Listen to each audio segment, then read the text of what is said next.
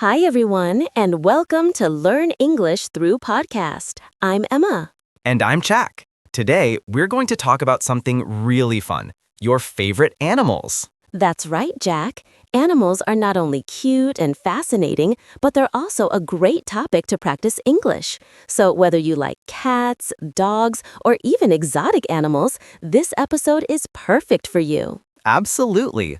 Now, let's start with a simple question for our listeners. Think about your favorite animal. Got it in mind? Great. Okay, the first step in talking about your favorite animal in English is to describe it. You can start with its name and type. For example, my favorite animal is a dolphin. And notice how Emma said is a dolphin. That's simple, clear, and perfect for beginners. You can also use adjectives to make it more interesting. For instance, my favorite animal is a playful dolphin. That's a good point, Jack. Adding adjectives like playful, friendly, cute, or intelligent makes your description more vivid. Right. And after describing what kind of animal it is, you can talk about its appearance. Listeners, here's a tip. You don't need to be a scientist. Just describe what you notice. For instance, dolphins are gray and smooth, and they have a long nose. Yes, and you can also describe its size. Dolphins are medium-sized animals, or even compare them. They are bigger than a dog, but smaller than a whale. Perfect. And while describing appearance, you can also include special features, like they have a curved dorsal fin and a smiley face. It makes your sentence more memorable. Now, after talking about appearance, the next thing is behavior. What does your animal do that you like? For example, dolphins are very intelligent.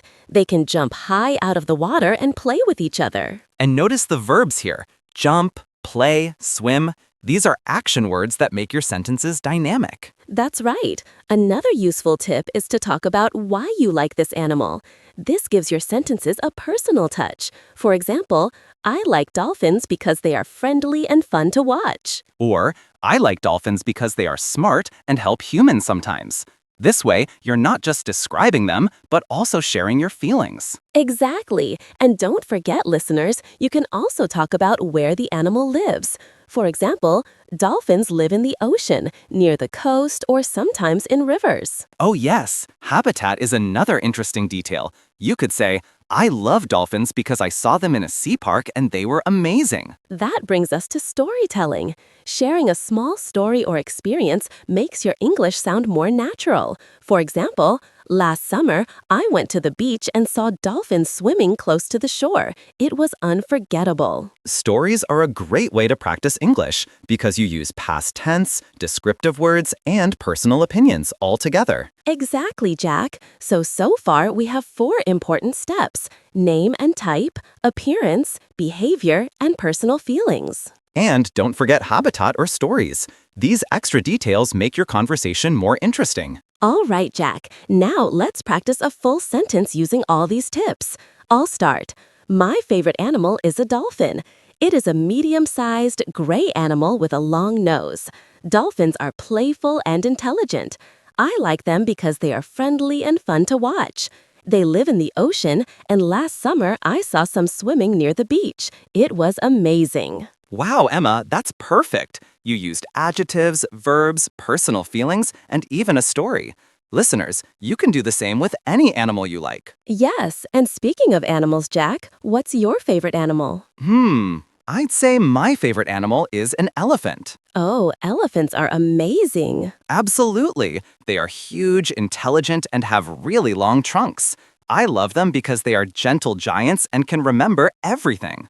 Elephants are fascinating because of their size and intelligence. Did you know they can communicate using sounds we can't even hear? Wow, that's incredible. That's a great point for describing an animal. You can talk about unique skills or abilities too. For instance, elephants can use their trunks to pick up small objects or even paint. Exactly. And these details make your sentences more interesting. Another tip is to compare animals if you like more than one. For example, I like both dolphins and elephants. Dolphins are playful, but elephants are calm and wise. Comparisons are a fun way to practice English. You can use words like more than, less than, similar to, or different from. Right. And don't forget sounds. Many animals have characteristic sounds. For example, Elephants make trumpeting sounds, and it's really loud. Or cats meow when they are happy or hungry. Describing sounds makes your English more expressive and helps your listener imagine the animal better. Another interesting detail is diet or eating habits. This gives more depth to your description. For example, elephants eat grass, leaves, and fruits. They spend most of their day eating. Yes, and you can also mention how they eat. They use their trunks to grab leaves from tall trees. It's a small detail, but it makes your sentences richer. I think another fun aspect is habits and social life. Animals often live in groups or families, and describing this adds more personality to your sentences. For example, elephants live in herds, and older elephants guide the younger ones. That's true. You can also talk about animals' personalities. Dogs are loyal and friendly, while cats can be independent and curious. Good point. Personality words make your descriptions feel more alive. You can even describe how animals play. For instance, dolphins play with waves and jump together, while puppies chase balls in the garden. Another tip is to share fun facts. People love learning interesting details. For instance, did you know dolphins can recognize themselves in mirrors? Or elephants can remember water sources for years. Fun facts make your conversation more exciting and educational at the same time. Also, talking about endangered animals can be interesting. For example, I like pandas because they are rare and need protection. That's right. It's not only a way to describe an animal, but also to raise awareness. And while doing this, you can use words like rare, endangered, protected, or conserved. Another way to practice is to ask questions to your conversation partner. For example, what's your favorite animal? Why do you like it? Have you ever seen it in real life? Questions make the conversation interactive and allow you to use phrases like I think, in my opinion, or I believe. For example, I believe dolphins are amazing because they are very smart. And adding reasons strengthens your sentences. I like cats because they are independent and quiet. You can also describe activities with animals. For instance, I like walking my dog in the park, or I enjoy watching birds at my window. Activities make your sentences more natural because they connect animals to everyday life. Another tip is to use simple past and present perfect to talk about experiences. For example, I saw a lion at the zoo last year, or I have fed a goat at the farm before. Yes, this makes your storytelling richer. You're not just describing, you're sharing experiences. And sharing experiences naturally leads to expressing feelings. You can say, I was amazed when I saw the lion, or I felt happy feeding the goats. Feelings add personality to your sentences. Listeners, try using words like excited, happy, amazed, scared, or curious when you talk about animals. Absolutely. It's amazing how describing animals can improve English in many ways: vocabulary, adjectives, verbs, and expressing opinions and feelings. Another interesting way to describe animals is to talk about their movement, how they walk, run, swim, or fly. For example, cheetahs run incredibly fast, faster than any other land animal. Movement is a fun detail. You can also describe unusual ways animals move. Frogs jump long distances, or octopuses swim by pushing water with their arms. Yes, and you can even describe unique abilities. Some animals have amazing survival skills. Chameleons change color to hide from predators, or bees make honey and communicate by dancing. Observing habits over time can help too. Turtles move slowly but can live for many years, or penguins waddle when they walk on ice. Another tip is to include seasonal or daily activities. Squirrels collect nuts in autumn, or owls hunt at night. These details make your sentences more vivid. Absolutely. You can also describe family structure or parenting. Eagles build nests on tall cliffs and take care of their chicks, or kangaroos carry their babies in a pouch. And don't forget sounds of interaction. Animals communicate in many ways.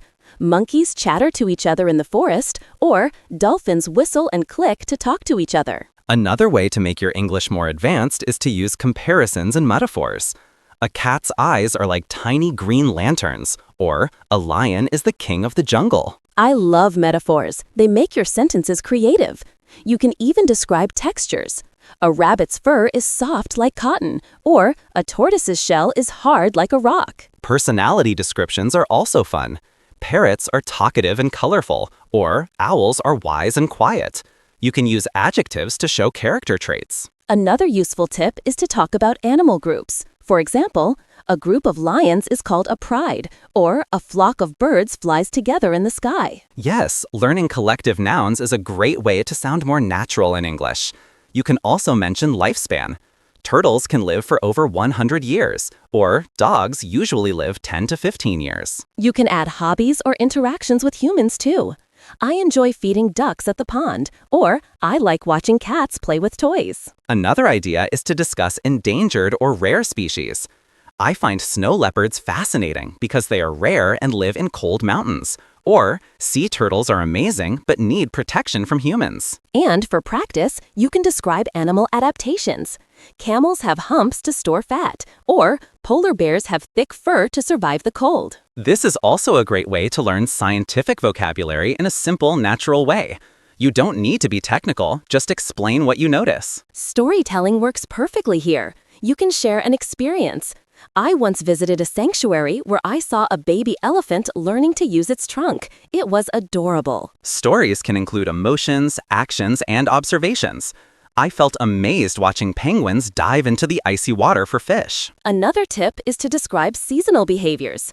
In winter, bears hibernate in caves, or birds migrate to warmer places in autumn. And don't forget feeding habits.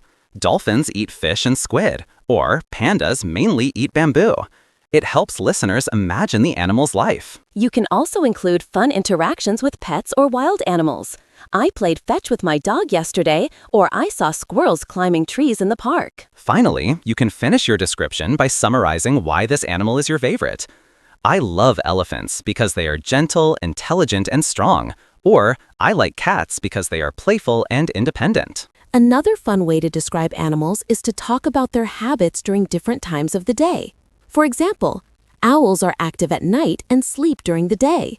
Or squirrels are busy collecting food in the morning. That's a great tip. You can also talk about playful behaviors. Dolphins leap above the water and spin, or kittens chase balls of yarn. Observing small actions makes your sentences interesting. And speaking of observation, noticing body language can be useful. A dog wags its tail when it's happy, or cats arch their backs when they feel threatened. You can even describe expressions. Monkeys make funny faces when they are excited, or horses prance when they are energetic. These little details make your description come alive. Another tip is to describe interactions with the environment. Beavers build dams in rivers, or birds use twigs to build nests in trees. Right. Animals are always interacting with their surroundings. You can mention their climate preference too. Penguins live in cold regions, or camels survive in hot deserts. A fun exercise is to use storytelling to imagine an animal's day. For example, a day in the life of a dolphin.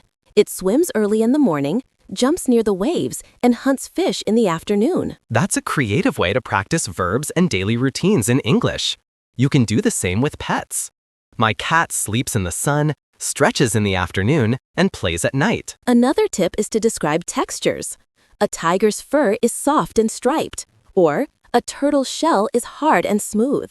Textures give your listener a sensory experience. Yes, you can also include colors and patterns. Peacocks have colorful feathers, or zebras have black and white stripes. This makes your description more visual. Talking about sounds animals make can be fun too. Dogs bark when they are excited, or frogs croak near ponds at night. And for more advanced sentences, you can describe how animals communicate. Elephants use low-frequency sounds to talk over long distances, or honeybees do a waggle dance to show food sources. Another approach is to describe animal intelligence. Dolphins can solve puzzles, or crows are clever enough to use tools. Highlighting intelligence makes your sentences impressive. Yes, and you can describe emotions in animals. Dogs feel happy when they see their owner, or cats can be curious when exploring new places. It's also useful to talk about lifespan and growth stages. Butterflies start as caterpillars, or turtles grow slowly but live a long time. Another tip is to describe how humans and animals interact safely. I feed ducks at the pond carefully, or I watch wild birds from a distance. Safety vocabulary is practical. You can even describe animal senses. Dogs have a strong sense of smell, Or, owls have excellent night vision. This makes your description educational too. And don't forget fun facts about unusual abilities. Octopuses can squeeze through small spaces, or chameleons change color to adapt to their environment. Finally, combining all these details into a short story is very effective. I visited a farm last weekend. I saw cows grazing, goats playing, and a cat sleeping on a wall. The dog ran around happily, and I fed some chickens. It was such a lively scene. See how many English skills you can practice in one story? Vocabulary, verbs, adjectives, tenses, and expressions of feelings all in one. Another interesting way to describe animals is to talk about their natural environment. Polar bears live in the Arctic on ice and snow, or parrots live in tropical forests where it's warm and colorful. You can also mention seasonal changes in their habitat. Deer grow thicker fur in winter, or some birds migrate south when it gets cold. Observing hunting or feeding methods is another idea. Lions hunt in groups at night, or woodpeckers peck trees to find insects. Yes, and describing special abilities for survival makes your sentences interesting. Geckos can climb smooth walls, or octopuses can camouflage to hide from predators. You can even describe animal teamwork. Ants work together to carry food to their nest, or wolves hunt in packs to catch larger animals. Another tip is to describe animal movements in different seasons. Salmon swim upstream in summer to lay eggs, or bears search for food more actively in autumn. You can also explain how animals protect themselves.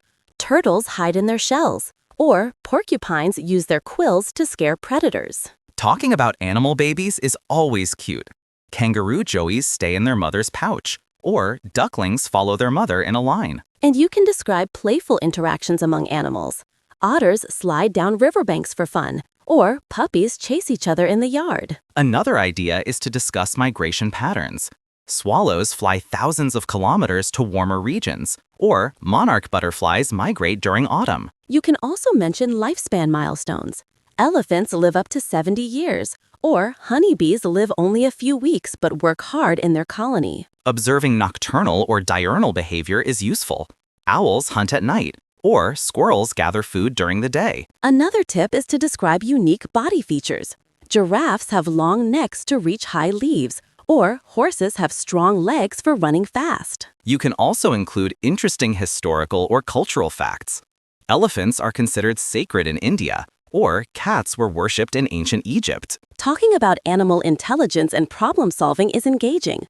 Crows can use sticks to get insects, or dolphins solve puzzles and learn tricks. Another way to practice English is to compare two animals' skills. Dolphins are smart swimmers, while monkeys are clever climbers. You can also describe social habits. Meerkats take turns watching for danger, or penguins huddle together to stay warm. Observing feeding times is another detail. Sharks hunt mostly at night, or horses graze in the morning and evening. Another approach is to share personal experiences or visits. I saw a family of otters playing by the river, or I visited a bird sanctuary and watched peacocks spreading their feathers. You can describe sounds and calls in context. Frogs croak loudly near ponds after rain, or elephants trumpet when they meet each other. Finally, end your animal description with why you find them fascinating. I like owls because they are silent hunters and very mysterious. Or I love dolphins because they are playful and intelligent. Combining all these details helps you build rich sentences and tell stories naturally while practicing English grammar, vocabulary, and expression skills. Another interesting way to end your animal description is to talk about personal lessons or inspirations. I admire dolphins because they remind me to be playful and curious. Or I like elephants because they show patience and strength. That's a wonderful idea. You can also describe how animals affect humans. Dogs make people happy because they are loyal companions. Or birds bring joy when they sing in the morning. Sharing fun experiences from trips or visits is effective. I visited a zoo and saw a baby panda eating bamboo. It made me smile all day. Or I went to the beach and watched dolphins jumping in the waves. It was unforgettable. You can also highlight interesting habits or skills. Sea otters float on their backs while holding hands. Or chameleons slowly change color depending on the environment. Another tip is to use questions to engage your listener. For example, Have you ever seen a lion up close? How did it make you feel? This makes your conversation interactive. Yes, and you can give recommendations or advice. If you visit a farm, try feeding goats. It's fun. Or watch documentaries about wild animals to learn more about them. Another idea is to practice role-playing conversations. Imagine you meet someone who likes the same animal. You can say, "I love dolphins too. Have you ever seen them jump?" You can also describe how animals adapt to humans. Urban foxes find food in city areas. Or pigeons live in towns and make nests on buildings. Describing animal intelligence with examples is engaging. Rats can navigate mazes to find food, or parrots can mimic human speech. Another idea is to use imaginative storytelling. I imagined a day as a rabbit in a forest, hopping between trees, nibbling on carrots, and hiding from foxes. It felt adventurous. Using imagination helps you practice English in a fun way while improving descriptive skills. You can also highlight animal teamwork in nature. Dolphins hunt in pods, or ants cooperate to build tunnels underground. These examples show how animals live in communities. Another tip is to describe animal behavior during different weather conditions. Cats like to sleep in sunny spots during cold days, or frogs croak more after the rain. You can finish your description with personal reflections or feelings. I feel happy watching penguins slide on ice. Or, I admire eagles because they soar high and seem fearless. Another approach is to summarize all points in a short paragraph for practice. For example, my favorite animal is a dolphin. It is playful, intelligent, and lives in the ocean. Dolphins communicate with sounds and jump high above the waves. I like them because they are friendly and fun to watch. I once saw them near the beach and it was unforgettable. That summary technique helps combine adjectives, verbs, tenses, feelings, and experiences into one clear story. It's a complete practice exercise for English learners. Listeners, remember, describing animals is more than just saying their name. You can talk about appearance, habits, behaviors, interactions, habitats, sounds, intelligence, personal experiences, and feelings. Combining all these makes your English sound natural and engaging. Yes, and practicing this often will help you speak confidently about any topic, not just animals. The key is observation, creativity, and using a variety of vocabulary. So, pick your favorite animal, observe, imagine, and share your story in English. And keep practicing these techniques to improve your speaking and storytelling skills every day. That's all for today's episode. Thank you for listening. Keep learning, keep observing, and keep enjoying the amazing world of animals. See you in the next episode. Bye, everyone!